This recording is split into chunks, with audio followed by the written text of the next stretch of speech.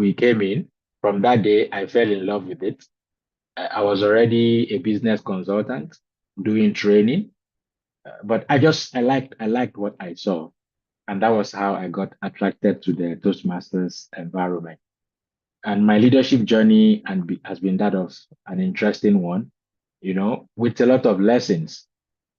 As president, I learned that it is important to back up every role. As AD, it was clear to me that if you give the members opportunity, they have all the powers that it takes to make the magic. I remember uh, us working with the mantra when I was area director of 1+1. Every club creates one club. And we ended up being the best area director. I mean, the best area in that division. When I was a division director, I actually learned a lot to listen. I mean, especially when conversations are going on, maybe in the executive committee, and that has become instrumental even for us that time, for becoming the number one division in the entire district. You know, the it is important to mention that it is the first follower that actually turns the leader into, a lone nut into a leader. So it's important to listen as a leader. As CGD, I discover how unfair it will be if we do not share Toastmasters with the world, through our individual impacts. That's how we push the boundaries.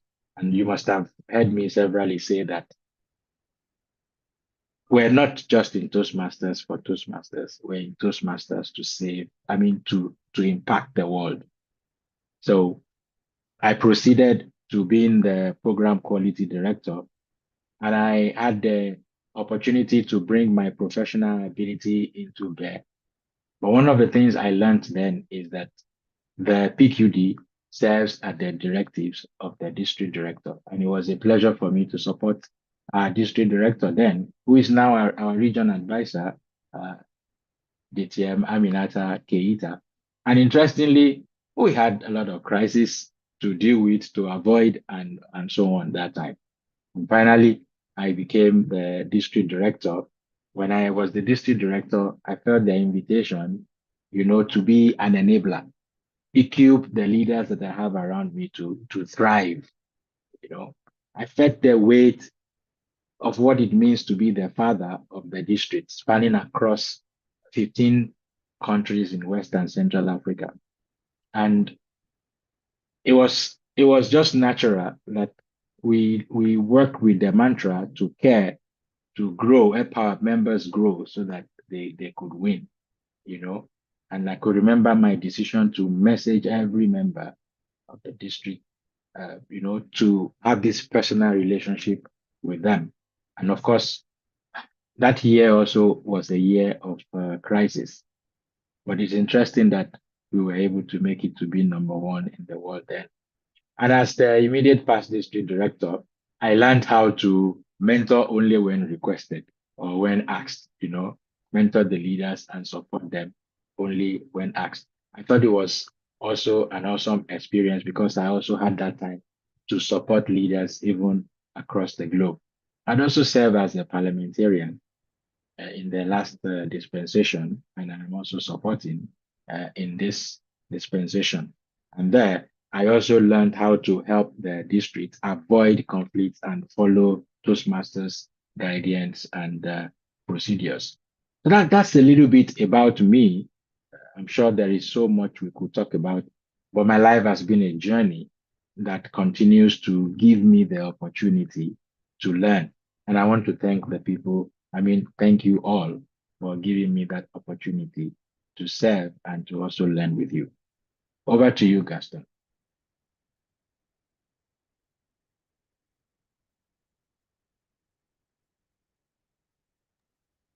Thank you so much, DTM Patrick OLUYIDE, past district director. Thank you so much for giving us sort of like this entry into your life. You gave us a sneak peek into who you are, your Toastmasters experience, and your experience to be showing us a PowerPoint or presenting from a PowerPoint. He's actually come to have an exchange with us. So what we're having is a sort of fireside chat.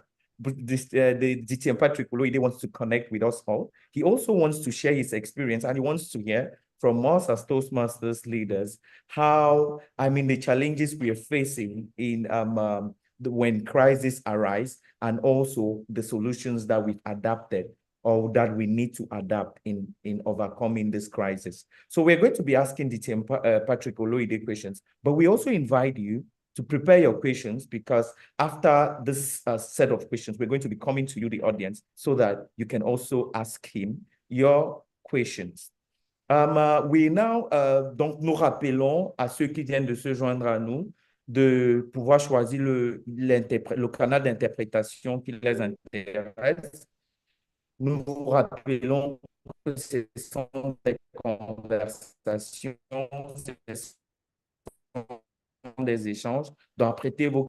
So today we're discussing a theme that has two very complex words. We have on one side crisis, we have on the other side communication. In your brief presentation that you did of yourself, you told us about how you've navigated crisis when you were the PQD and when you were the DD. Can you take us through some of the crises that you navigated and how you succeeded in doing this? Thank you very much, Gaston. The truth was that during my trial year, I would say that my trial year was spent in a season of crisis. Why? Because during that time, the whole world itself was undergoing crisis. There was COVID-19, coronavirus. And even the baby in the womb then knew what coronavirus was. And so nobody was prepared for coronavirus. That also included Toastmasters. That was when we learned how to manage districts, even virtually and remotely. So when I became CGD, into PQD, and into DD, it was all coronavirus showing itself. And so it was a challenging time. It was a challenging time to reach out to members. It was a challenging time because members had, things of higher priorities to pay attention to. They had their lives to save. We had people that were, that lost their lives. Countries, lost people. So how do you ask people for due? Toastmasters due during such times, How do you travel? I remember even traveling to one of the countries where I ended up with with COVID too, So it was an experience, but it was an experience to remember. Why? Because through all of these, we were able to conquer together as a community, and especially even during that time, Toastmasters was also working on its own dashboard because it was installing one ERP as at that point in time. So almost all of the districts in the world were in disarray. They could not get timely data, so on. But part of our own experience that ended up in an exciting position that we constantly remember, being number one, but it did not just arrive without its own pains, But as a team, as a district, we were able to weather this together. One of the things that I thought worked well for us during that time was the clear vision. We had a clear vision. So you said these two words are really very, very important because interestingly, they are both starting with C, I feel like I should write something now. Allow me to find a board to write something. Gaston, I like rest. Teachers, right? Okay. Yes, teachers, right. So you've got these two C's, And while you're doing that, we want to remind our audience that they can actually you've got these two C's, you know, when you put them together, crisis and then communication.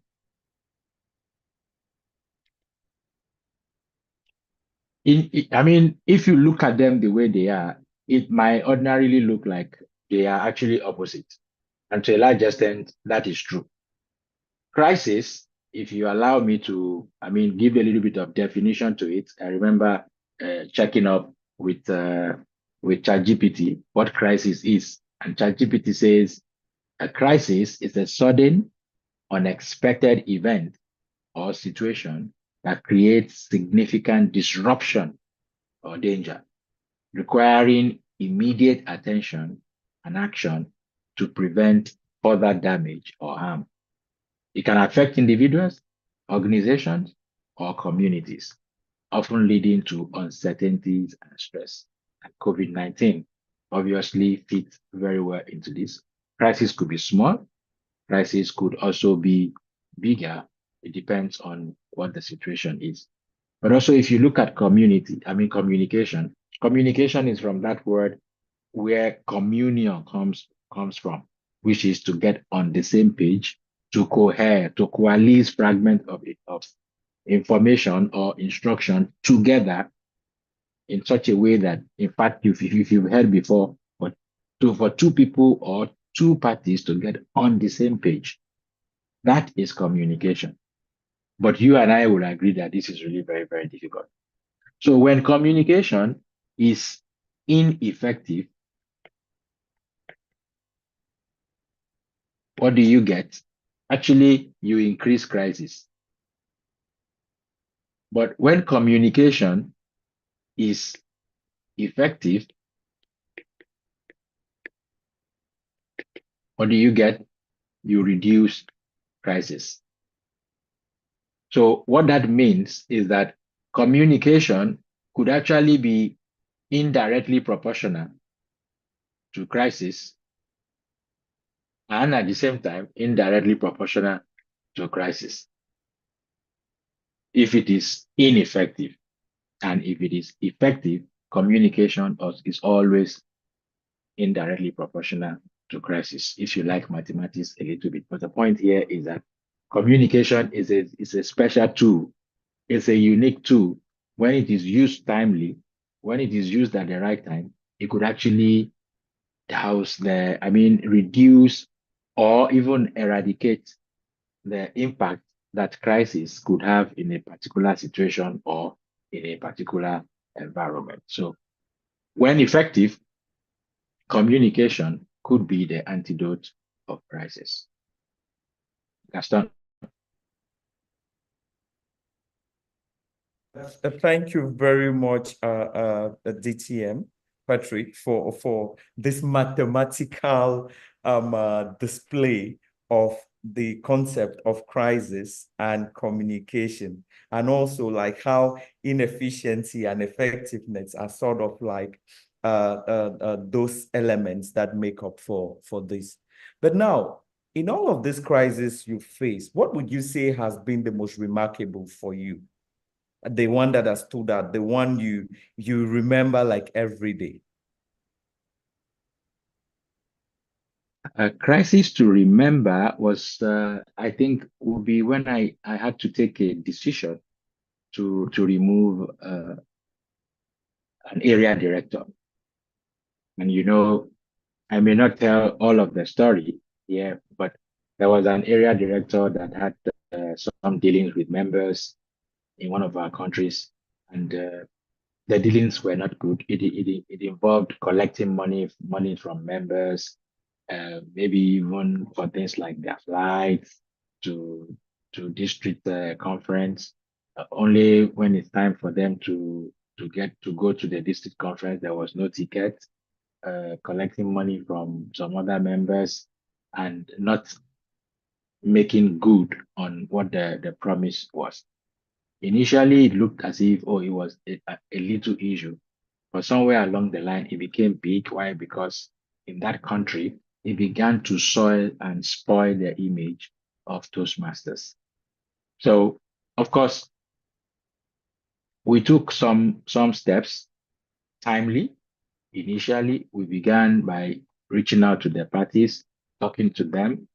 In fact, at some point, I had to even ask the area director, don't you think it's a good time to step down or resign? You know, and what I heard was that if you want me to resign, then you're free to remove me. You know, so it was a tough decision because you know you could see how bright this area director was, but again, put those actions against the values of Toastmasters, the rise, respect, integrity, service, and excellence. It didn't work. But as the father of the district, then I had to take that decision. Otherwise, that would even cause an imbroglio or a brouhaha, you know, a big problem that might be even more difficult to manage. So I had to take that action.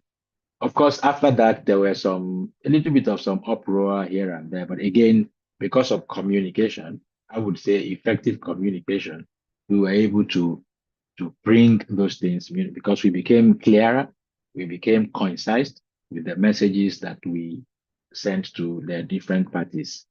Uh, when I remember my DD times, I always remember this story, even though it was an unpleasant story, but it was required of leadership to take timely action to communicate effectively. Otherwise, uh, the crisis would be beyond our control. So, timely action, it's very, very key in averting crisis spilling over to what we cannot control. Understand? Thank you. Thank you very much. Thank you very much, DTM Patrick. Just a question, DTM Patrick. Could you maybe remove the whiteboard so we can see you Oh, okay. speak? And for then, just a question. So, I mean, you mentioned that it was memorable for you. What would you say is that thing that made this a successful crisis management case? How did you proceed? What were the steps that you engaged in before taking the final decision that this person was going to be removed from her position? And how did you communicate on this afterwards? So the first thing was to listen to different parties, you know, which I think was really very, very important. When the matter eventually got to my table, uh, I set up a little committee to look into this matter and listen to the different parties and make recommendations. When the party came back, of course, this is not a question of throwing blame or not throwing blame. It got to a point that the trio also had to meet with the different parties, involved parties, to find a way out of this, an amicable solution. But when it became so clear that even the person in question really has not seen where she's gone wrong, uh, it arrived at the point where I had to take that decision. And when I took that decision, it was communicated in email, with an email. Again, that also says to us that either we accept it or not, email up till now has still been regarded, it's still being regarded as the best way of reaching out or the most used way in business environment to avert or manage emergencies or crisis. But I thought the email was clear and was concise. And even afterwards, when there were some parties that wanted to polarize the decision, it was also email that we used to communicate to them at the end of the day. It was a trying time, but I would say that because posterity would always judge you, I would say that the steps that we took were the right steps. I hope that answers your question. Thank you very much, DTM Patrick, for sort of like patiently telling us about those steps. What would you say again were for you the things that stood out in the way this was managed? Was there any backlash, or were there examples where there was a backlash and you did manage this? Yeah, really. So that was the second part of it because there was a backlash. Uh, there was a division director who picked this up and decided to, whip up sentiments and maybe gather a few people and try to to turn it the other way, like somebody has been victimized. But I had to take the bull by the horn myself and deal with that division director. In addition, also to all the other people that were involved through an email, an extensive email actually, well detailed with instructions, not just instructions, but also with with leadership lessons on what should happen in situations like this and why my role as the father of the district sometimes is not necessarily to make friends, but is to uphold the values of Toastmasters. And every leader around that time began to see reason in the actions that we took. So there was a backlash, but the backlash also was properly managed because after that we didn't hear there was nothing again coming out of it. Your mic is muted. Thank you for shedding light on that situation. But that was a case where a situation was successfully managed. But have you seen a case where in a crisis, which for you is a postal child of how a crisis should not be managed? Has there been a case where a crisis was poorly managed, be it as part of your Toastmasters experience, leadership experience, or in your professional life that you want to share with us? One of such was, as part of my life outside Toastmasters, I actually lead a board a board of directors of a technical institution. And when I assumed the chairmanship that role, the biggest challenge to deal with was the person that was in charge of the institution. The institution has been turned into something else against the objective of what it's supposed to be. It's supposed to be, uh, a volunteering institution where we help people who don't have, but some of the people who were in leadership then have turned it into a money making, channel and so on. So the the biggest challenge was removing the registrar who managed the institution. And the registrar was so connected that if you remove the registrar, it was going to literally mess up everything.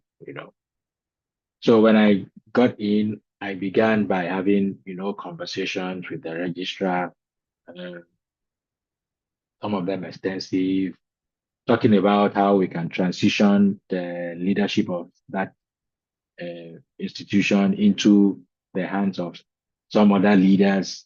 Uh, Maybe it's time to let go of the registrar position.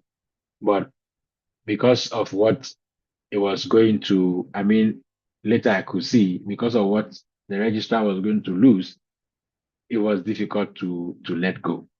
So it became a very serious business of fights, scatter. The registrar began to pollute the minds of some of the lecturers and all of that. And then there was so much of commotion at the end of the day. So much of commotion that the action that we ended up taking was to not just to literally remove the register, but to also remove even some of the lecturers who, of course, have also seen that institution as a money-making channel for all of them to go with the registrar. And then we had to start afresh. But I must say to you that it wasn't as simple as I'm saying it to you. It was a crisis, everywhere became so noisy because of the interest that people have. So for me, that's an example that stood out as, of course, somehow it had an happy ending, but there was a lot of commotion. There was a lot of, it wasn't like the last story that I shared with you. This was even worse, you know. Thank you very much for sharing, and happy that there was a happy ending to that one. As mentioned earlier, to the participants, I think we are now done with the first part of questions to Patrick OLUYIDE. We'll be coming over to you, handing over the mic to you to ask your questions to Patrick OLUYIDE. It could be in the form of advice, it could be a contribution you want to make. I've seen some of you have already sent in your contributions to me, and I'll be putting those questions to Patrick OLUYIDE while the others are preparing their questions. So the first question I got, Patrick, was how do you manage the case of your team member in your leadership team that is not committed and doesn't want to listen?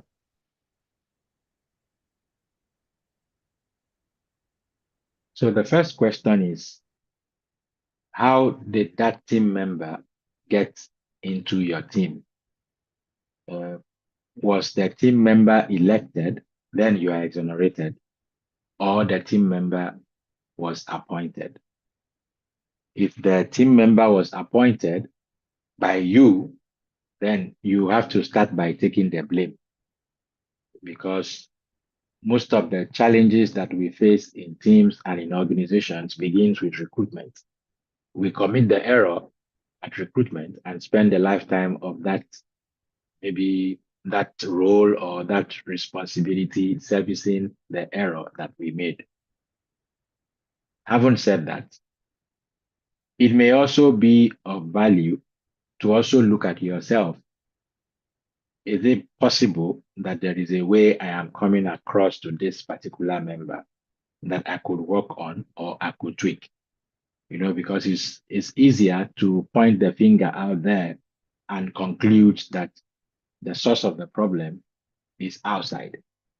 But if we begin to check perspective, again, I'm going to try to write something.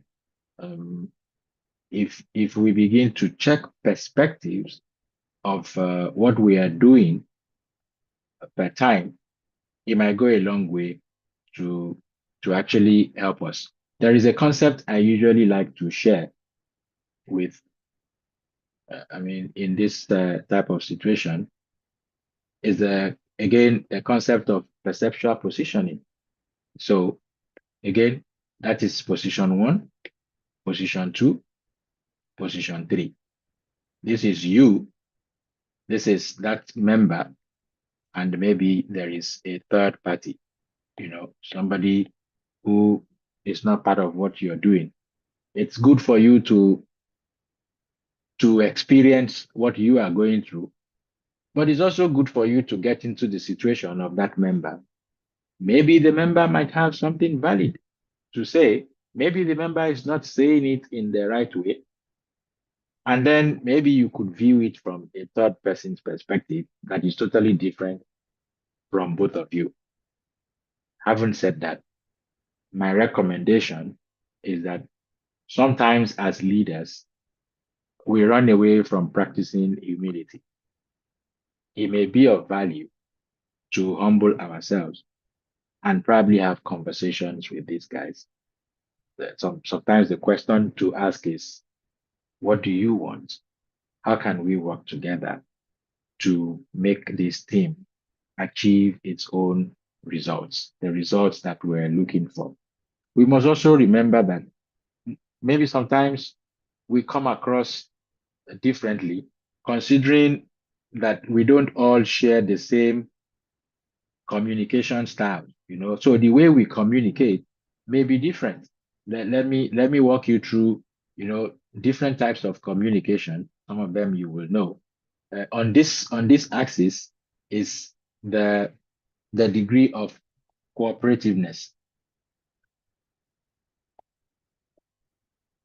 How open you are to cooperate and work with others. And here you have the degree of assertiveness.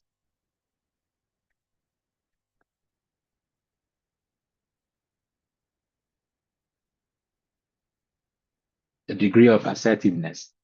So the interaction between these two, I mean, an assertive person wants it now, and this is how they say it, but a cooperative person, especially very cooperative person, may not. So you have those guys who, if you have a combination of low level of assertiveness and low level of cooperativeness, what you get here is someone whose communication style or negotiation style is the withdrawal style. They withdraw. They withdraw from confrontation. They withdraw from negotiation. They withdraw from talking to you. So if you have a team member that is like that, your approach to reaching them may not be especially if this is your own approach, that you are high on assertiveness and you are low on cooperativeness. So in this case, you are competing. Your approach, if you're competing and you're dealing with someone that is withdrawn, you would have to develop some new skills. You'll have to develop some new abilities for you to be able to manage them effectively. But you've also got people who are low on assertiveness, but are very high on cooperativeness. You say they are accommodating. You say they are accommodating. An accommodating person is the one that opens the mind. You're welcome. It doesn't matter what challenges it is. They don't even mind that they lose so that you can win. This type of guys oftentimes find it easier to manage the competing styles because the competitive style is always my way or the highway. And then you've got the fourth one, that is the collaborating style, collaborating, style. For them, we can always find a third alternative. There's an option to expand what is possible. This is what is highly recommended. And oftentimes when it is not possible, there is something in the middle that is called compromise. So my advice would be for you as a team leader, the first question you need to ask yourself is, what's your own communication style? How do you come across? Because even your communication style may be enough to put people off, the people who are working with you. That team member is not in this room, so I'm not talking to the team member, but I'm talking to you because you are in the room. The question we leaders have to constantly ask ourselves is, what can I change about myself that can help my team become the best or help us achieve the best of results? So what is your negotiation style? And what is the negotiation style? What is the communication style of the person that is in question here? Maybe if you find that, you may be able to communicate effectively. When both of you get on the same page, the situation becomes very, very different. I hope that has helped. Gaston. Yes, thank you so much. The collaboration and sort of like for schematizing this relationship once more. I think when seen, it makes more sense and it lasts in our minds forever. And maybe just a precision again to our audience. If anyone is having an issue joining the call, please do let us know, because some people have reached out that they're having some challenges. Please do share the link with them so they can register and join. If the difficulty persists, please do let us know. We want to acknowledge the presence of our IPDD who is here, and also of our PQD for District 130 who is connected. So I mean, thanks so much. You mean double IPDD? And I mean the immediate past. Who is Nadine? Because she's double. Exactly, since she's on 2 division. Thanks so much. I hope this breath of fresh air is enabling people, our members, our leaders, to prepare their questions, because we are going to be coming to that. Please do type in the chat. I do see some questions in the chat, but I'll take another question that was sent to me inbox. So the question goes this way. You have your team member, they never show up, but they are very toxic. And so they create a crisis in terms of you're in the midst of organizing a huge event. The person is participating, but towards the end of the event, the person stops coming. And since the person is very influential, nobody shows up towards the last days of the event organization. How do you improvise in last minute in the organization of a critical event when you have such a situation? That's a question I received in inbox. So I could sense a number of things connected to that question. And usually when questions come, they don't give the complete perspective, but we will make some suggestions, and it will be your call to probably decipher what works for you in your own situation. I will start by saying that no, give me that question again, Gaston. You have a toxic team member who is very influential, who cooperates at the start of the organization of a critical event, but pulls out towards the end, going away with a good chunk of the people with whom you're organizing the event. How do you improvise last minute to make the event happen? This is a crisis. So 2 things. The first thing actually is like medicine after death, because that's the first thing you ought to have attended to. In project management, there should always be a fallback plan. Either the person is good or the person is not good. You should always have a fallback plan. Why? Because especially in this situation where you think you have someone that you probably cannot rely on. So if you have, again, you have to understand, in negotiation, there is what you call the skewness of power. The skewness of power, which is, where does power lie? Sometimes because you are the leader with the title does not necessarily mean that you are the one with all of the power. So what has happened in this case is that actually you are the leader of, you own the title of the leader in that group, but somehow that person has shown to you that the people actually follow, because that's what happens. People follow the leader. So in the future, what you need to do is to lead the leader. That's really very, very important, to lead the leader. And I could remember a story that was told by John Maxwell, his own story of when he arrived at the church as a pastor. And when they go to the church council, as the pastor, parish pastor, who presides over the meeting, he will say, "Oh, I want us to do this. I want us to do that. I want us to do all of this." And when he's done, there's another man in there who says, "This is what we're going to do." And everybody just agrees. When he tried it once or twice, he said wisdom taught him that he had to book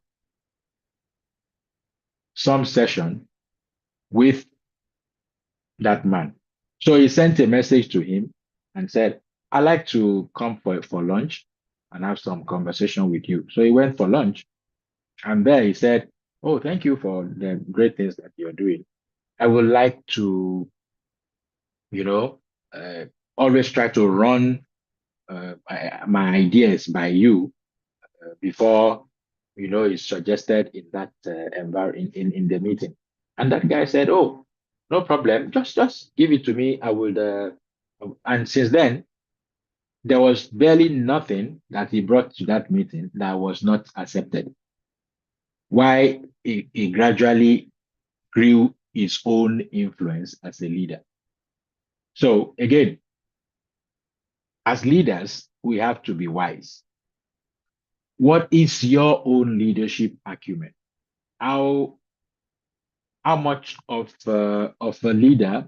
And allow me to share the screen again. I know Gaston does not want me to share screen, but allow me to share the screen. So the question is, how much of a leader are you? Usually, there is a law that is called the law of respect, and it says that when people get into a team, what usually happens is that depending on their leadership acumen, some people are 9, some people are 10, some people are 1, some people are 4. You have 3, you have 2, you have 6. It doesn't matter what your number is. It says that in no time, people would align. 10 would find its way up there. 9, 8, 7, 6, 5, 4, 3, 2, 1. Why? Because people follow leaders that they respect. So as a leader, you have to earn your respect.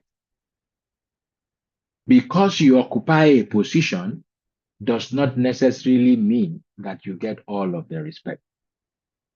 How do you, so for me, this is what I consider the foundation.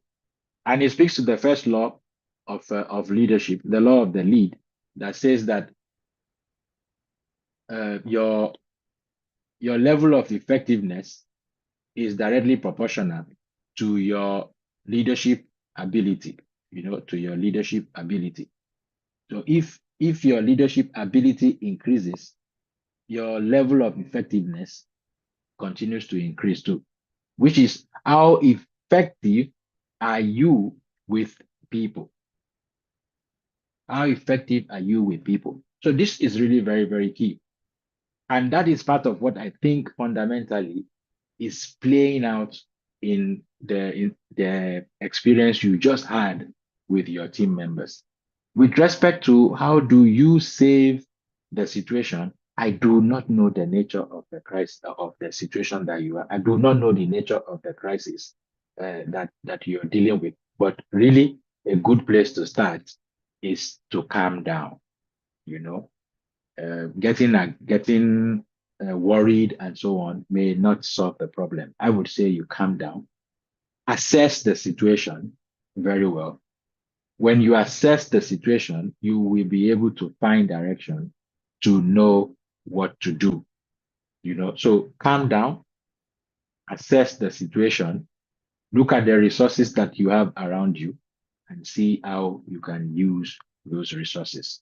But I will say that before that time, you had not assessed the team that you had very well. Because if you had, you most likely have known that you actually had a group of people, but you don't have influence over them.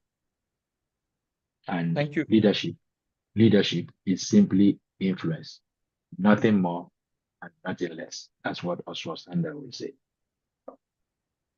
Thank you very much for the schematizing again and using this visual aid to bring to fore the concept you're trying to get us grasp.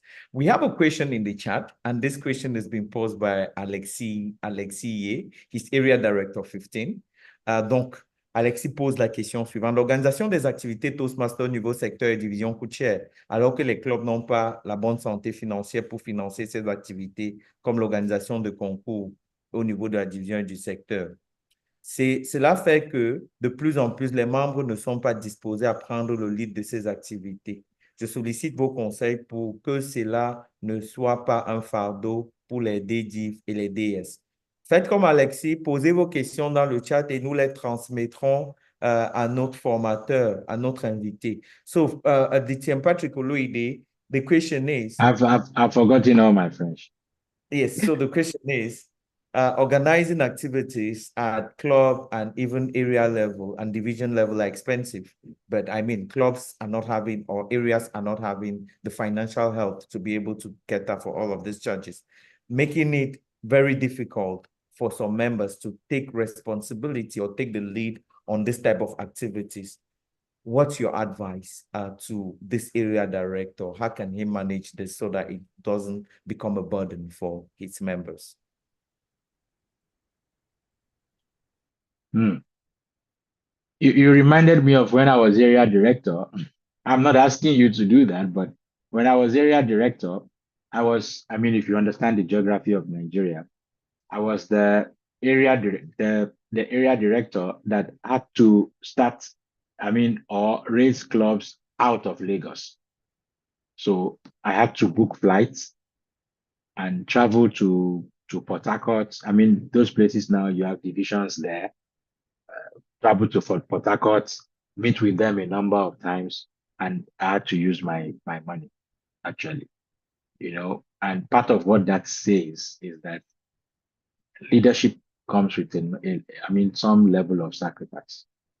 Um, having said that, even not everybody may most likely have that money or will be able to get it. I think if you could work with, I don't know specifically what your project is. You have a division director. This you should share with your division director. Also, you have your area council. If your area council has bought into your idea, you know the clubs are the most powerful in Toastmasters. The clubs have money, I'm telling you. Even when they tell you they don't worry. The clubs have money. I've been club presidents. The clubs are the ones who have accounts. Areas don't have accounts. Have you noticed? Even divisions don't have accounts. Clubs and districts. In some districts, if there is budget, they have a way of maybe funding some of what you're doing. But I think that is even disappearing more. So I would say the more you are able to bring the clubs together into what you are doing, the better for you. That's one. Number two, you also have members who actually could support, who have the wherewith to give and support. Some may not necessarily give you money. They could give you money. Some could give you food stuff. I mean, refreshments, depending on what you're looking for. So don't necessarily have to look for money. But when people sense that you are genuine, so that's very, very important. You have to be able to build that trust capital with your district. I mean, sorry, your area. When people sense that you are genuine and your vision, it's so clear that they've bought into it, the resources will show up, you know. So a compelling vision always draws out provision. How Thank you. compelling is your vision? How compelling is your vision? I think Area Director Alexis Ye, you got the answer to your question. I have another question which I just received inbox. So as the renewal deadlines approaches and given the current low rate, how can we communicate effectively to ensure that area and division directors are fully aware of the situation and their objectives and actually actively work towards getting the clubs to pay their dues? At times it feels like leaders are not fully conscious of their responsibilities. So what advice would you give a club president, an area director, a division director, district leader on how we can effectively communicate on the renewals and how we can effectively engage club leaders to be conscious of this responsibility? So I am notoriously, I mean, or I'm known for notoriously saying that if you have to convince the members to pay their dues, I mean, to a large percentage, what that says is that maybe we're not adding enough value for them to feel like they deserve to pay for it. So this is the concept of the customer value. Anywhere where the benefit are higher than the cost. The difference here, this is the customer value. If this is the case, you don't look for people to pay their dues. If this is the case where the benefit is low and the cost is high, it becomes very, very difficult. So, dear leaders, this is the truth. If depending on what percentage you're chasing, I know that there are economic challenges out there. Everybody is facing it. But the point is that our members even spend far, far more than what they spend. What would be spent to pay a due, someone would spend it in a weekend. I mean, let us even say on something good to attend a training. So I'm a business consultant. I know what it costs to hire one to attend a training, or even have a nice weekend. I mean, stay at an hotel. We're not saying those things are not important, but it's the perception of value. So for me, I will twist this question back to you and say, can you tell me, are your members getting enough value? I mean, convincing value for them to be able to put themselves in this situation. If this is the situation that your members are, you don't have to beg them for dues. Thank you. Gaston. Thank you very much. Thank you once more for providing this clarification and responding to that question. If there's one thing we'll be going home with today, it's the concept of client value and the fact that if we have to convince our leaders to pay their dues, it means they don't even fully understand why they are leaders in the first place. We have another question in the chat, which has been posed by area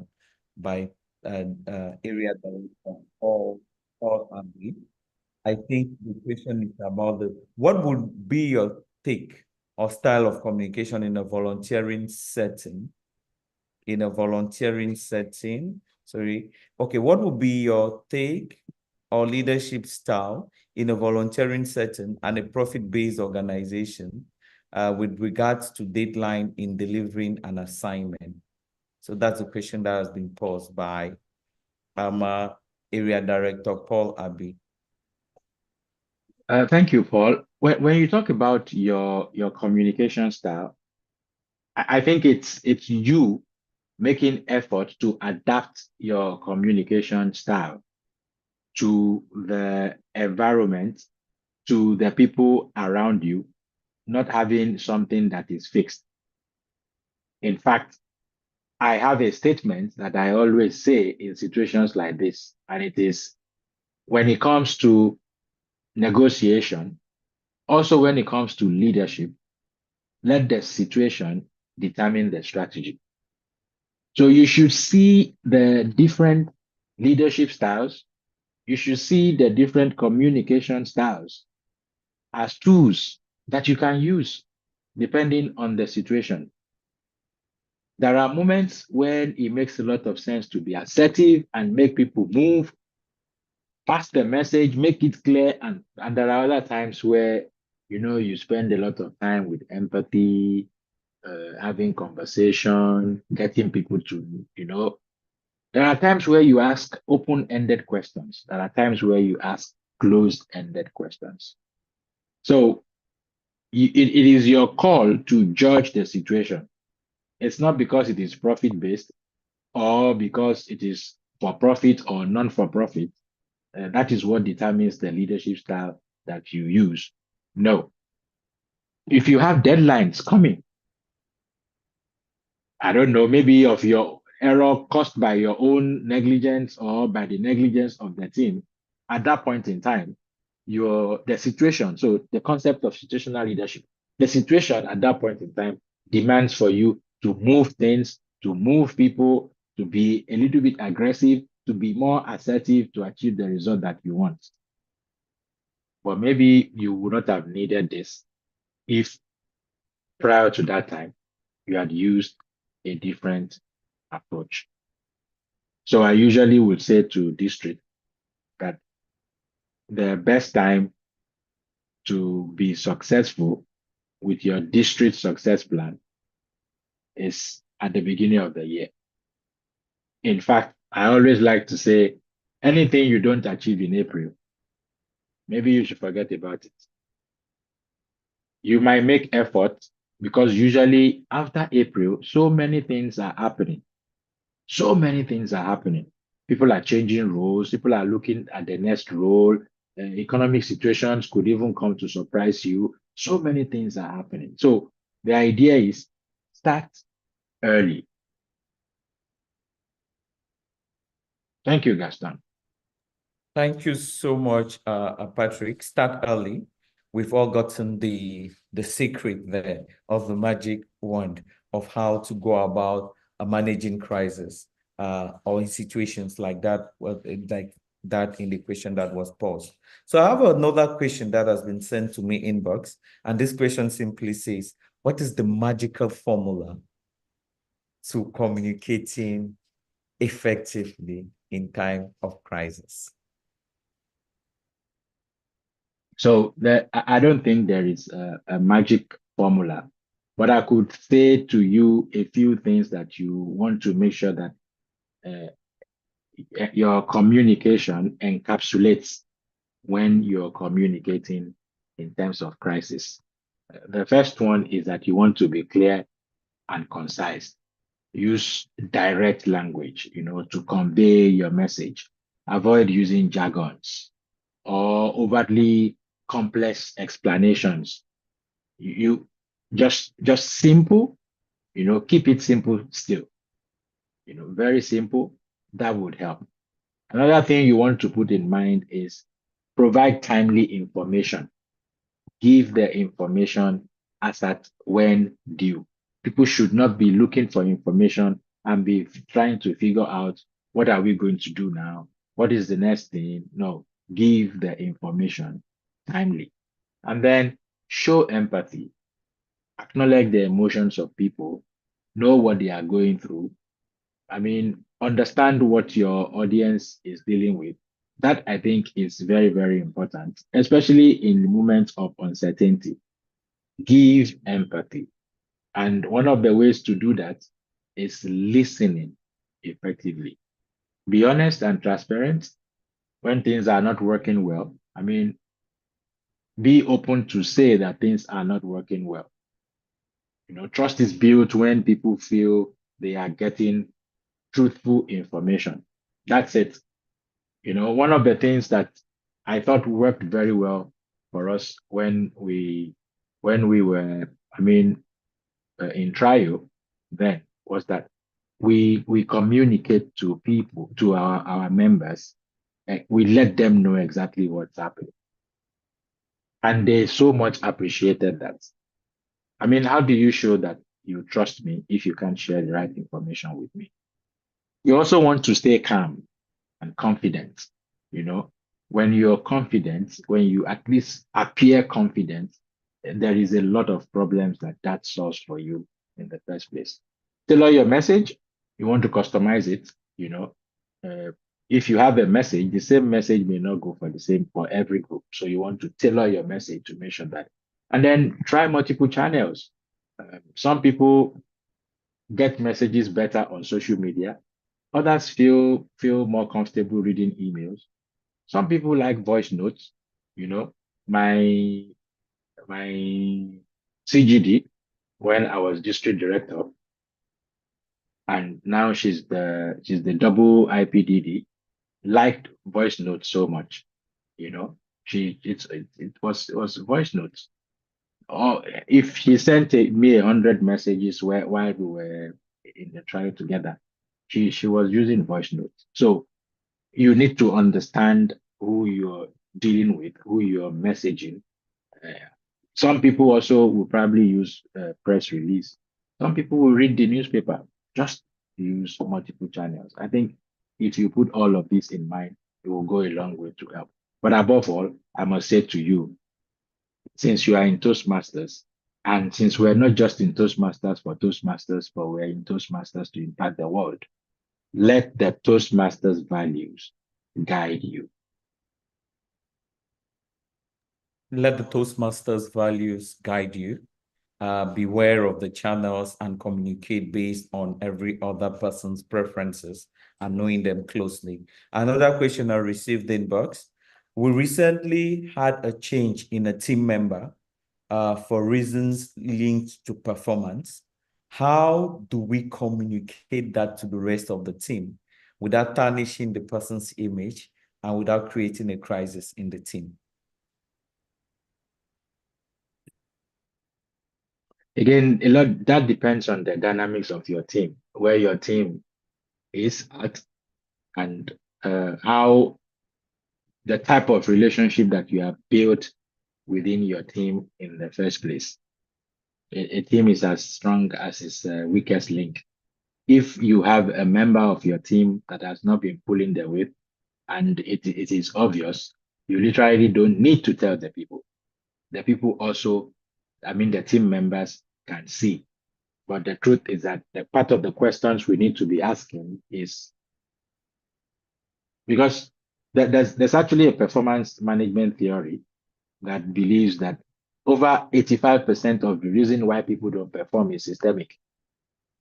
So is it also possible that we have created a system that has not enabled or empowered people to be able to perform very well? Maybe some people may have been able to struggle above it, while others find it quite difficult.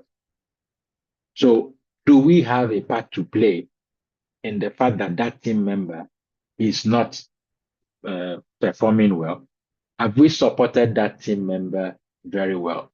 You know, we must remember that we're not all at the same point. And our ability, our readiness to be able to support others and help them move along their journey would go a long way to help.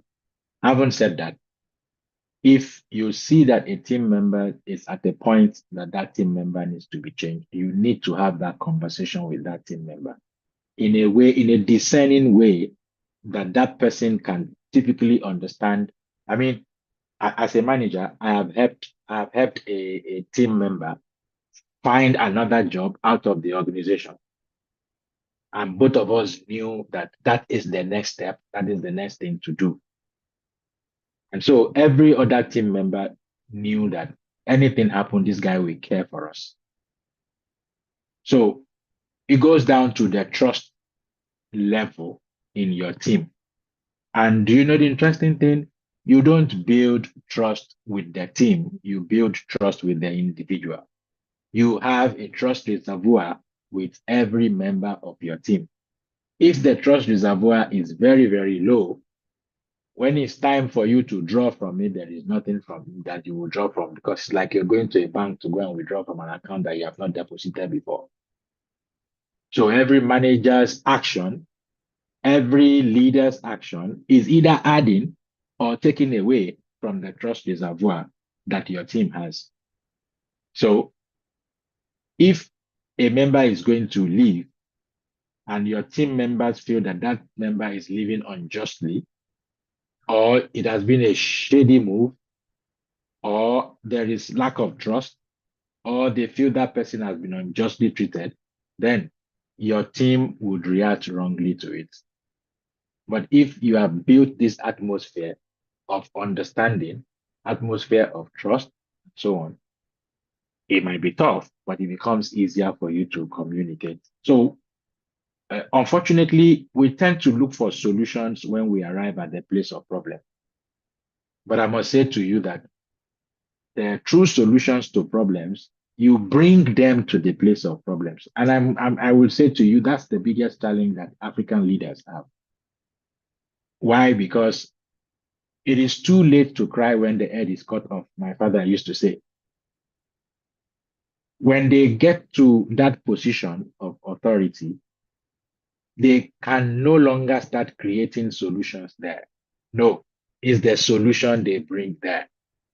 That's why the best time to invest in a leader is when that leader is still potential and is not yet a leader. Because the moment they get to that position of authority, it becomes very, very difficult. So it goes back to you. What type of leader are you? Are you that type of leader that has built that type of trust amongst your people? Because if you have done that, what comes to their mind is that, yes, he has our interest at heart. So whatever he's doing, he's doing it because he's considering us. And your team members think about you that way. Thank you. How do your team members think about you? And what type of leader do you want to be for your team? And what type of leader are you building? The next question is very much linked to the question you just responded to. Now, what do you do in a case where your other team members do not want to change a team member to avoid a scandal or a crisis or a bad reflection on the team? So that's what the question says. What do you do when your team member are of the opinion that you should not change a team member that is not performing to avoid the scandal or to avoid some negative publicity for the team? Let the Toastmasters values guide you. I have mentioned it earlier on. And sometimes applying the Toastmasters values may not be palatable, may not be sweet, may not be interesting. But if that is the hard way, if that is the right way, then it is the only way. So I would say that you probably have to, start selling and communicating to the team members. And what is the first thing you sell to your team members is your vision. To every vision, there's an expectation. If you've set a vision that people are bought into, they know that there is an expectation that goes with it. If people have not bought into your vision, it becomes very, very difficult for you to share the expectation with them. So again, that goes down to communication. So how clear is your communication? How effective is your communication? What are you selling to your people? Sometimes to cause a change, a leader needs to progress gradually, carry people along, inform them, make them understand why before you take the action. But if you take a drastic action, it might look draconian. It might look like you're not considering what others are thinking, but you literally could have the conversation and progress gradually. But again, I cannot provide a solution that solves every problem, because the problems have to be treated on a case by case basis in this type of situation. Thank you again. We have a few minutes before we go. We are inviting our members to either type their questions in the chat or raise their hands so they're recognized and they can ask their questions. There's a question that came in which says, you spoke about the necessity of getting the right channel. What technique would you give to be able to identify the appropriate channel to communicate in times of crisis? So that sounds like a marketing question. Usually there is the concept of the customer avatar in marketing. The customer avatar speaks to the profile of who you're messaging or who you're speaking to. At the basis of every successful marketing, it begins with the customer avatar. And because we are Toastmasters, so we can connect with this very, very well. How do I mean? In Toastmasters, we're taught how important the audience is. Who is in the audience? Because you are speaking to the audience. So for you to be able to determine the channel that matches the audience or the channels that will match the audience, you probably do what? You have to know who the audience is or are. That's where the concept of the customer avatar is. You go online and just type customer avatar. Google will give you all sorts of templates and so on that you could play around with to come. But really, when you're talking about, so again, if we are discussing marketing strategy, integrated communication marketing strategy, usually you can't have that without having avatar or avatars. Why? Because the way you communicate, the way you string the messages together, the channel you will use starts with who you're sending the message to. If you're sending a message to kids, it's different from when you're sending it to adults. And I remember when I had to explain the meaning of monopoly to a 5-year-old girl, you know, it wasn't a joke. I had to start breaking it down. You know what mono is? You know, mono means one. You know what poly is? Poly means many. Okay, so monopoly, when one owns many or owns all of it, because I was trying to explain the game. But if I was having a conversation with you, for God's sake, I wouldn't have to start explaining what monopoly is. If you're messaging females, it's different from when you're messaging males. So, in determining the channel that works best. So, for instance, if you're messaging people in the farmers use their radio. They don't receive emails. So, if you send emails to farmers, that's the best way to fail because you will read your email yourself. But if you put that message on the radio that they can listen to it, then that's fine. You know, old people enjoy reading their newspaper. So instead of giving them newspaper, you decide to go and put the message somewhere else where they will not be able to find it. So that's even no matter how right the message is, if the audience cannot read it, then it's already a waste. So check your avatar. That's the starting point.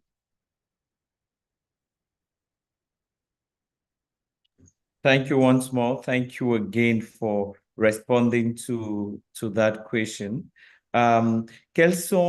Quelles sont les réalités d'une bonne communication de crise et qui doit-on inclure dans l'équipe de gestion de crise? So this is a question that's been asked by Anatole Kizito, Jean-Marie Zongo, who is the area director 36. He says, what are the qualities of a good crisis communication? And who are the type of people to include in a crisis management team? What are the qualities? So I would say a few of the things that I've already mentioned earlier on today. I mean, someone who is concise with communication, um, someone who provides timely information, someone who shows empathy. You know, that's really very, very key. Empathy helps you understand the situation.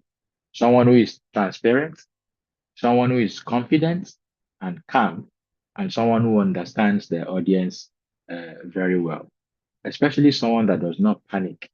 I thought that those are very important and essential uh, qualities you want to have as as a as a crisis manager. I think that question has two sides, isn't it? What's the second side? The second side is what first of all the quality of a good communication in times of crisis, and the second one, so the quality of the people to have in the crisis management team. So you probably want to look at the stakeholders, you know, the I think the first way to look at it is the parties who should be in there. So you look at the stakeholders and take that decision. But what's the quality of the people you should have there? All of them cannot have the same quality, you know. Um, a good number of them must be able to listen. They must be able to engage. They must be participatory. empathy is really very, very important for them. They must feel what the people in that situation are feeling.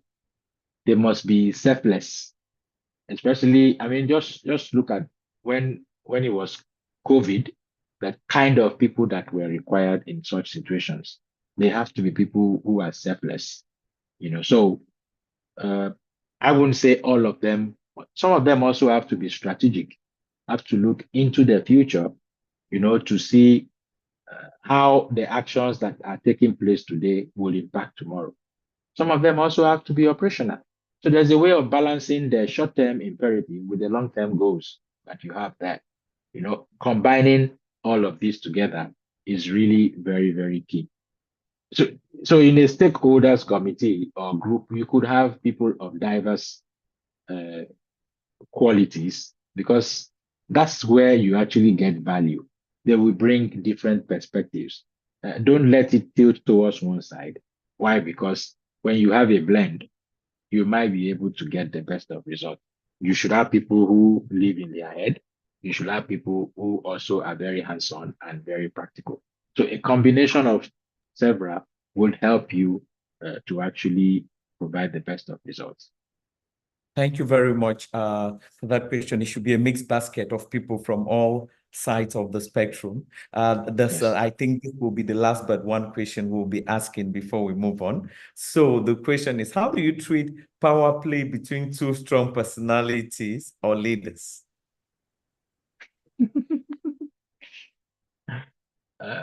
Is that a Toastmasters question or is it outside Toastmasters? Both. Maybe that's the reason the person went through me.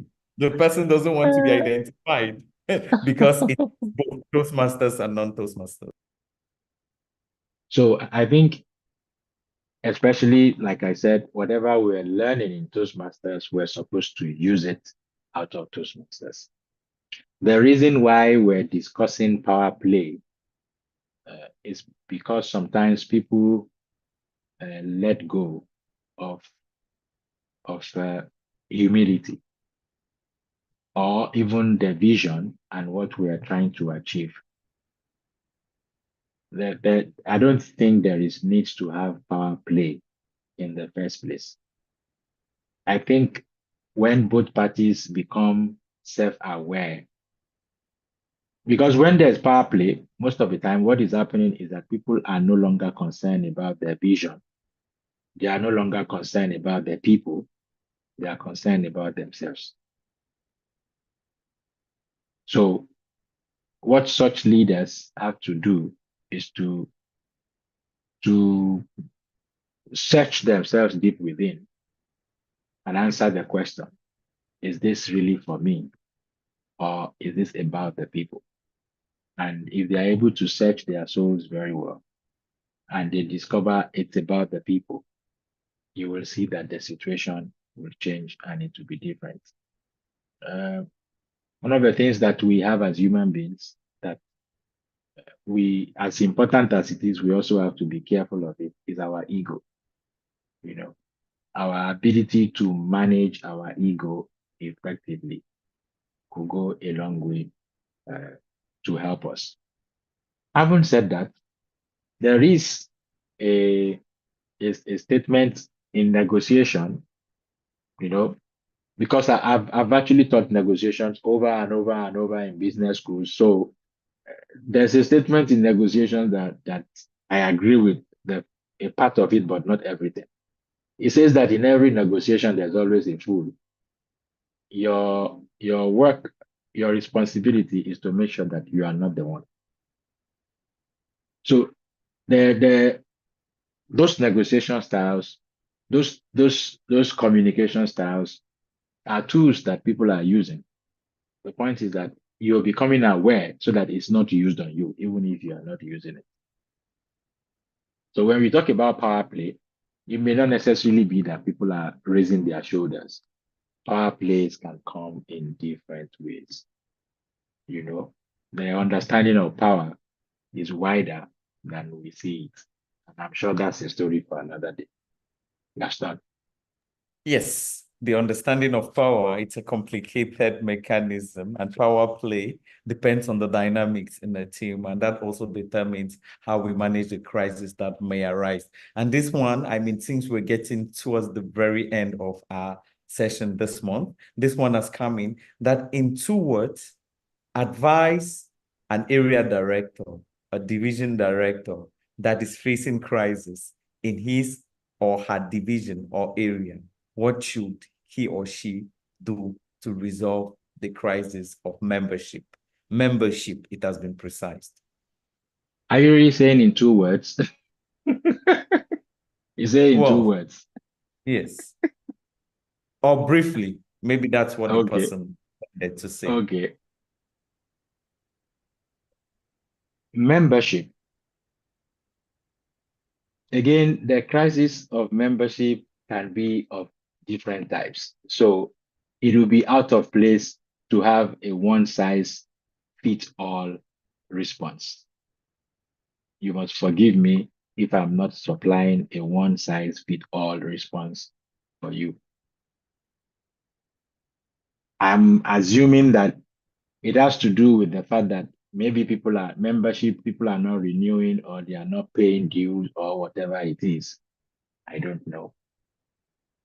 But I think that number one, there is a law that is called the law of buying. It says people buy into into the leader before they buy into his vision. So if you are a leader and you have a team of people who are supposed to follow you, but they are not following you, maybe one of the places to start is to see that maybe you are over focusing on your vision, not the people.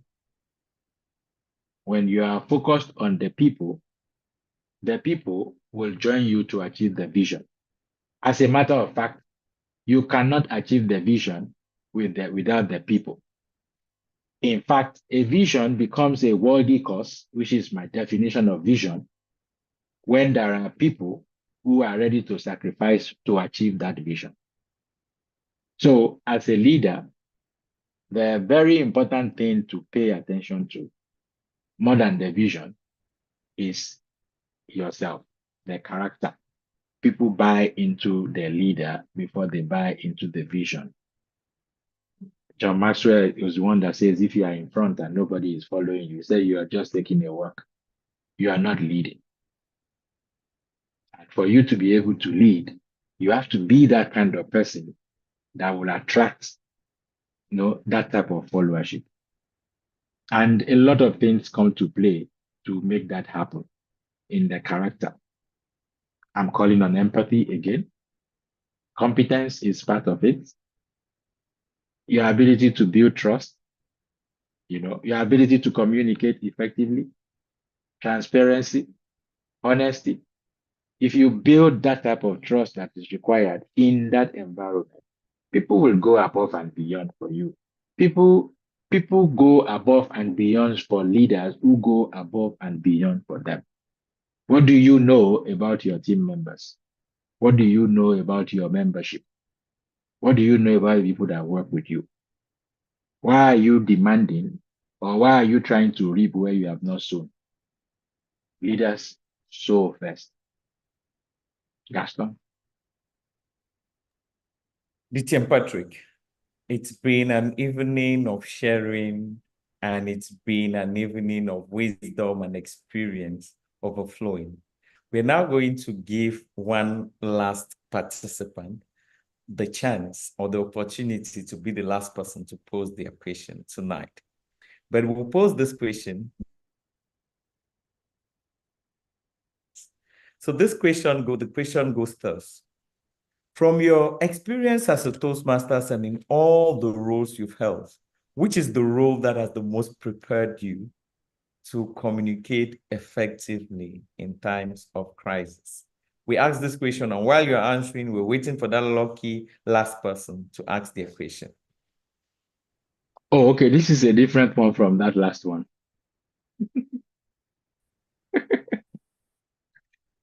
I think the role of the district director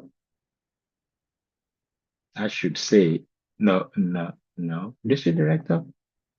I think when I was a division director, I think that really, it was a time when I developed more my listening ability, my ability to listen to people, listen to their perspective, maybe even get inside their shoes to know what they are going through.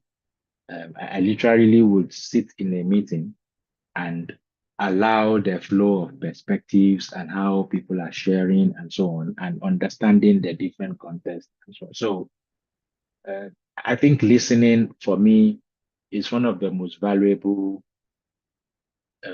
even at home. Sometimes my wife even tells me, "Oh, you are not going to say anything." I just I just get a lot of value in listening because in by so doing, I get perspectives of what to do. So if anything has prepared me for crisis, any role has prepared me for crisis, I mean I do not take away from all of the roles, but I think when I was division director, I it was just a time that I focused on learning how to listen and listen more, and it was very, very valuable. But I can't take away from my district director time because I was literally living in crisis, either the PQD or the CBD. My trial lives were crisis lives, so they prepared me very well. Thank you very much. And we also invite our audience to Division Director Isaac Iluga already typed saying VP prepared him. We're also interested in knowing what our audience thinks, what is the role that has prepared them to face crisis so far in Toastmasters. Thank you so much for coming to share with us. And the last question is, in 3 words, if you can summarize like the secret to managing a crisis, be it in terms of communication or in terms of leadership. 3 words.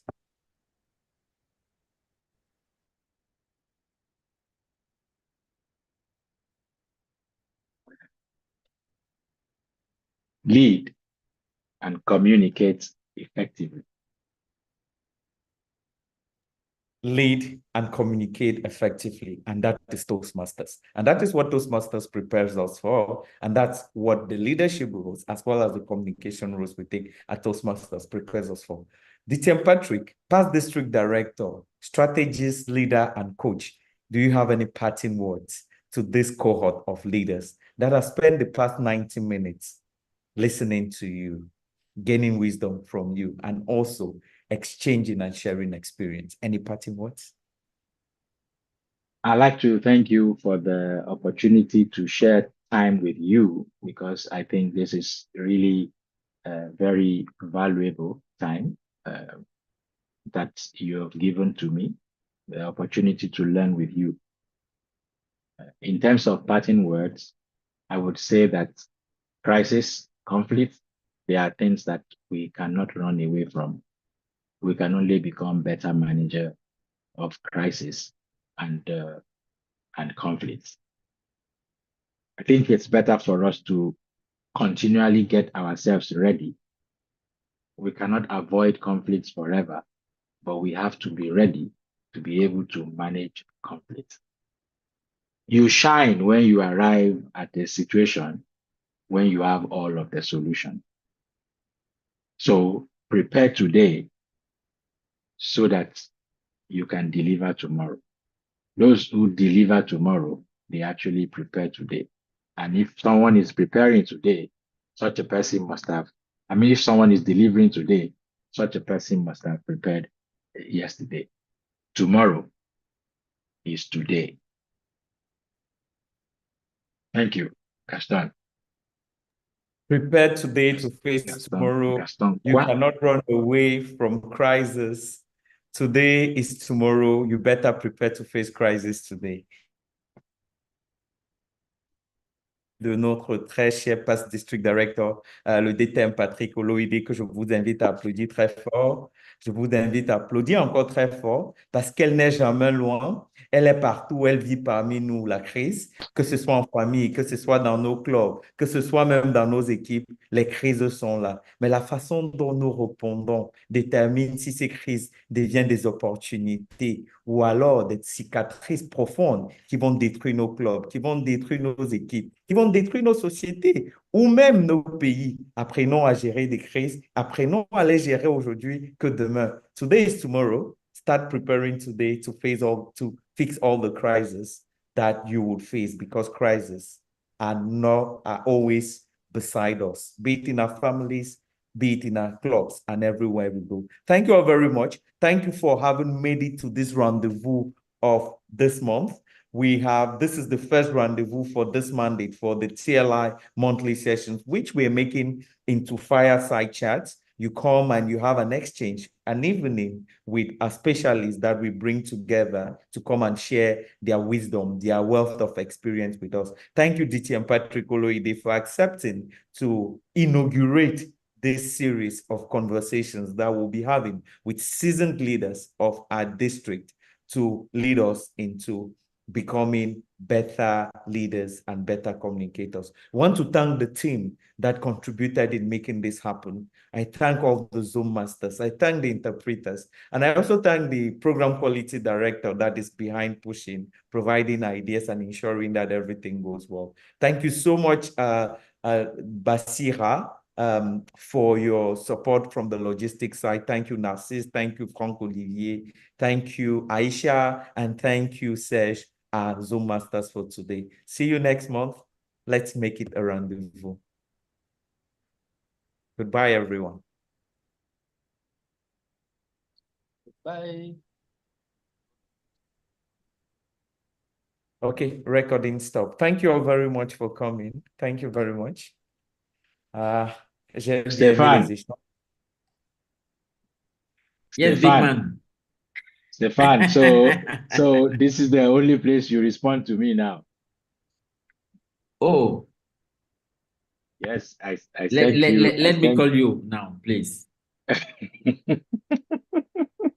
Okay, Okay. so maybe we close the call so that Stefan can call Patrick. Not on air, not live. Thank you all very much. Bye Thank you bye. for Yeah. coming. Thank you for spending the Bye. evening with. Bye-bye. Bye.